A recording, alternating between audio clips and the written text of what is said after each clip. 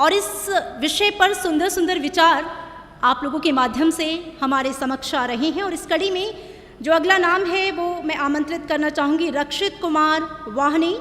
आप छत्तीसगढ़ से हैं, हिंदी माध्यम से महात्मा गांधी पर अपना संबोधन देंगे। एक बार फिर से आप सभी को मैं ये बता दूं कि चैनल 1 पर आप हिंदी का रूपांतरण, चैनल 2 पर इंग्लिश का रूपांतरण और अन्य भाषा के लिए चैनल 2 का इस्तेमाल करेंगे। जी नमस्कार। 9वें P20 शिखर सम्मेलन एक पृथ्वी एक परिवार एक भविष्य के लिए सांसदों की सामूहिक एकजुटता को प्रदर्शित करने का प्रयास करेगा। गांधी जी और शास्त्री जी दोनों एकता के इसी आदर्श पर विश्वास करते थे। अहिंसा ताकतवर का हथियार है। यह प्रसिद्ध युक्ति गांधी जी द्वारा ही दी गई है, जिन्होंने बिना किसी हिंसा के ही हमें आज़ादी दिलाई है। गांधी जी को बापू इसीलिए कहा जाता है क्योंकि वे हर किसी की देखभाल बिल्कुल उसी तरह करते थे जिस तरह एक पिता अपने बच्चों की करता हो। गांधी जी का जन्म 2 अक्टूबर 1869 को गुजरात के पोरबंदर में हुआ था। 2 अक्टूबर को हम उन्हीं की याद में गांधी जयंती मनाते हैं। महात्मा गांधी का जन्म एक साधारण व्यक्ति के रूप में हुआ था, परंतु उनके असाधारण कार्यों और अहिंसा दर्शन ने उस दुनिया को बदल दिया जिस दुनिया को हम आज देखते हैं। स्वतंत्रता और शांति की लड़ाई में गांधी जी ने कई आंदोलनों को आवाज़ दी। उनका विश्वास अहिंसा के सिद्धांतों पर आधारित था। गांधी जी का पूरा नाम मोहनदास करमचंद गांधी था।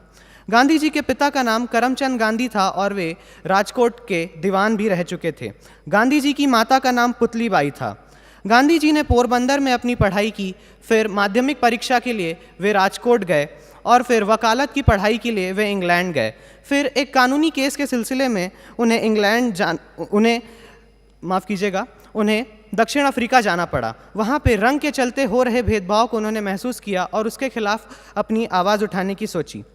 वहाँ से भारत वापस आने के बाद अंग्रेज़ी हुकूमत की तानाशाह को जवाब देने के लिए और अपने समाज को एकजुट करने के बारे में उन्होंने सोचा।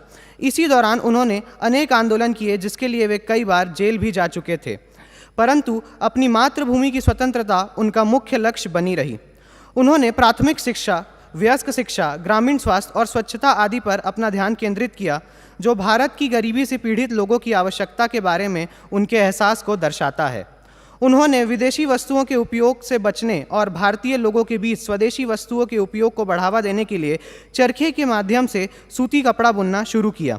आइए आज उनकी जयंती के शुभ अवसर पर हम गांधी जी के आदर्शों का सच्चे मन से पालन करने का संकल्प लें। आइए हम मानव जाति के उस भविष्य के लिए कड़ी मेहनत करें जिसका सपना गांधी जी ने अपने समय में देखा था।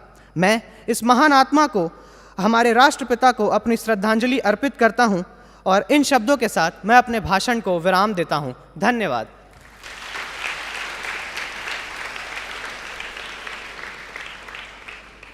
बहुत सुंदर। और आपकी ये तालियां, उसकी गूंज सभी के जोश और उत्साह को दोगुना करने का काम कर रही हैं।